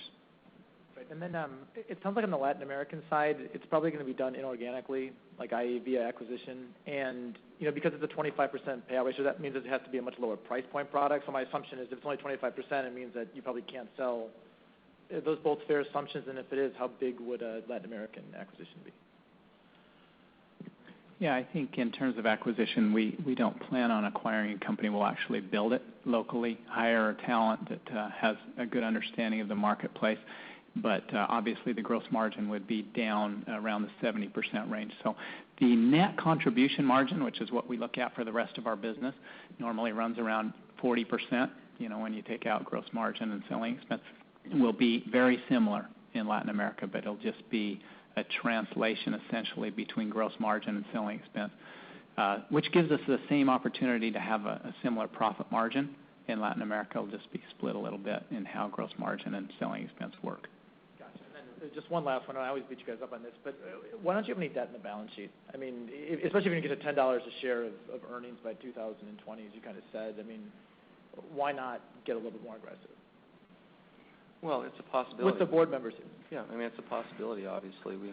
We generate good, healthy levels of cash flow, and we hear from our shareholders that they are in favor of increasing dividends and also in favor of increasing stock repurchase levels. So it's a nice problem to have and great flexibility to enjoy. And let me say, by the way, that we haven't authorized anyone to video record this meeting. And so if you are, will you please turn your cameras off? Thank you. Hi. Wanted to talk about quarterly sales and EPS progression. Rich, you talked about Q2, but given that the LTO for the weight management product isn't coming until Q4 and you've got some pretty tough comps in Q1 and Q3, can you talk a little bit about your expectations for local currency sales and EPS? Would you expect to grow sales and EPS in Q1 and Q3 as well? Yeah, Q1 definitely. We don't have real big comparisons to go against, so see probably somewhere in the 8 to 10% growth range is how I've modeled Q1 of next year. Q3 is going to be really big because we'll have our Greater China, at least the Greater China LTO should be in September. So we're going to have a big LTO then, and Q4 obviously will be very, very big. So the only quarter where we have a difficult comparison is Q2 for next year. Got it, thanks. And then just following up on Latin America, historically, direct selling, it's a relationship business, and Latin America has been primarily color and fragrance, and your strong point is skincare and nutrition. So with very little infrastructure on the ground in Latin America already, and your strong points being a little bit different than what are the bigger selling products in Latin America, can you talk a little bit about how you're planning to grow that market and break ground there? Yes, so the product portfolio that we envision for Latin America, Olivia, will be different than what you see in our portfolio today. But we think that there is a large and growing market for anti-aging products. The initial product area that we're likely to focus on is weight loss and weight management, which is a big product category in Latin American environments. particularly as you look at the larger direct selling countries like Brazil and Mexico, for example. And then on building the distributor base? Yeah, we have a wonderful asset in our global sales force, and it's one of the things that allows us to expand into new countries effectively. Building a distributor base in these markets is going to be similar to how we do it everywhere else. We'll empower our global sales leaders to go in and recruit into the new model and generate commissions in their home markets for volume generated in Latin American countries. So that mechanism will be essentially be the same as it is today.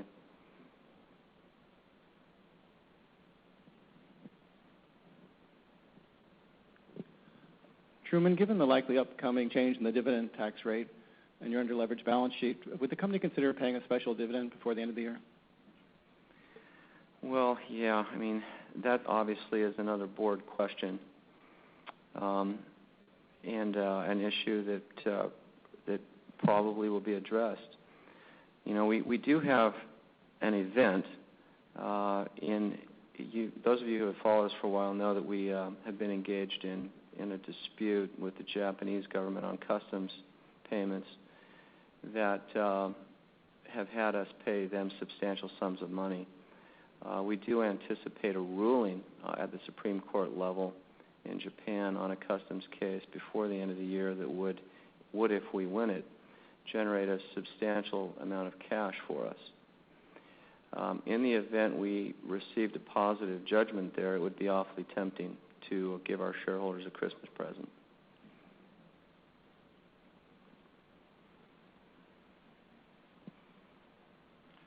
Rich, if you were to do the $4 of EPS in 2013, what would be the hit from incentive comp? Would it be noticeable in the P&L? It's already built into our modeling.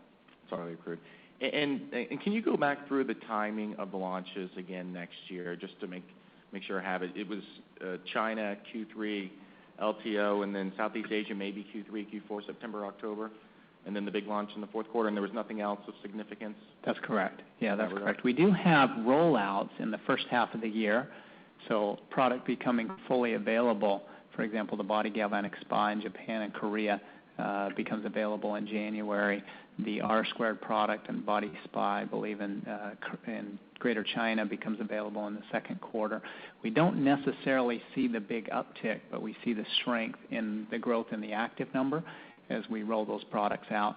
So we have ammunition that should continue to grow the core business very strong.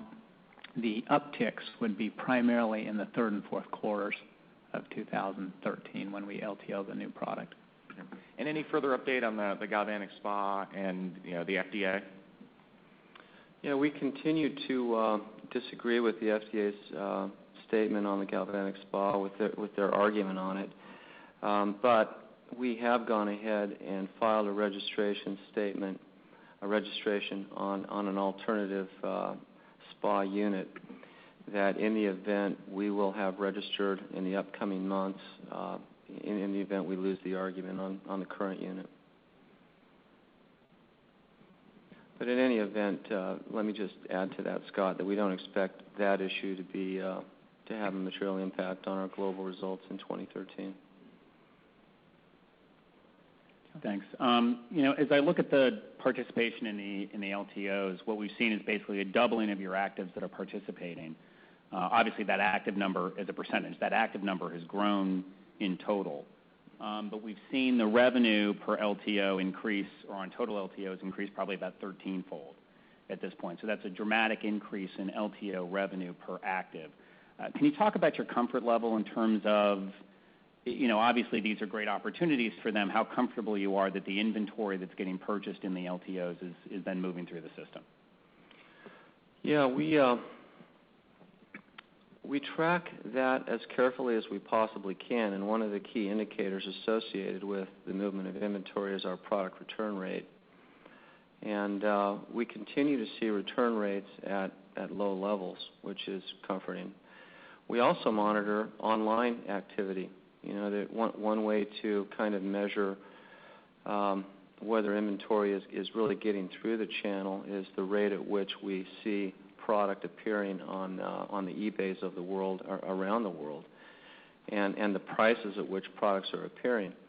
And it's actually quite comforting that we're seeing a decrease in the amount of product that's being diverted into those unauthorized channels.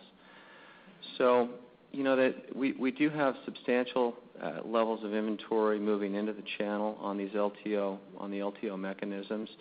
But remember that sales representatives are essentially buying product to serve their needs during the period of time when the product is not on the market. And the average purchase levels of sales reps in countries that are participating in this LTO mechanism are not exorbitant if we're using that as a reasonable benchmark. So but I do think it's likely, to be quite honest, I think it's likely that going forward we will even moderate the size of our LTOs by just limiting inventory. We're very sensitive to this issue.